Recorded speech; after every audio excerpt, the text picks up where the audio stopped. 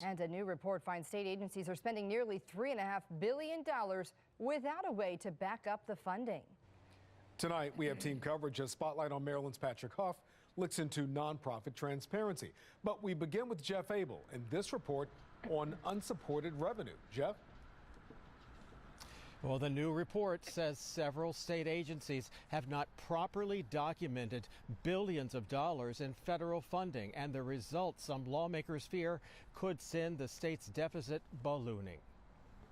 As Maryland struggles to close a $1.4 billion budget deficit, state auditors have uncovered another multi-billion-dollar predicament. There's potential here for extreme risk to the Maryland taxpayer of never seeing any of these funds. In a year-end report released by Maryland's Office of Legislative Audits, auditors reviewed 8 different state agencies and found billions of federal funds which had not properly been recorded. In some cases, state agencies were spending federal funds before they had ever even arrived. Some of it is that we're counting on grant funding and things like that that have not yet actually come from the feds. So we're forward funding certain projects with state dollars, expecting that the federal government will pay for those projects at some point. We may never see those kinds of dollars, Jeff. So there's potential here for extreme risk to the Maryland taxpayer of never seeing any of these funds. At Maryland's Department of Health, auditors found $425 million in unsupported funds. At the Department of Human Services, $1.3 billion, $176 million at the Department of Education, $600 million at the State Highway Administration.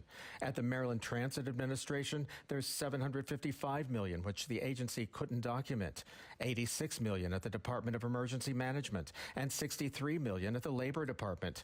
In all, auditors uncovered $3.42 billion, mostly federal funds, which could not be supported on state documents. In their report, auditors wrote, to the extent these unsupported revenue entries are uncollectible, they may represent deficit balances that require state general funds or other state funds to resolve. Those kinds of numbers are absolutely unsustainable. They are absolute budget busters. We do not have those monies to be able to cover that. State Delegate Ryan Naraki predicts taxpayers could be on the hook for the unsupported funds and could place future state projects at risk. Why would I give the state of Maryland billions of dollars to build a new bridge when there's no indication that we're doing anything right or anything competent to be able to manage those kinds of funds?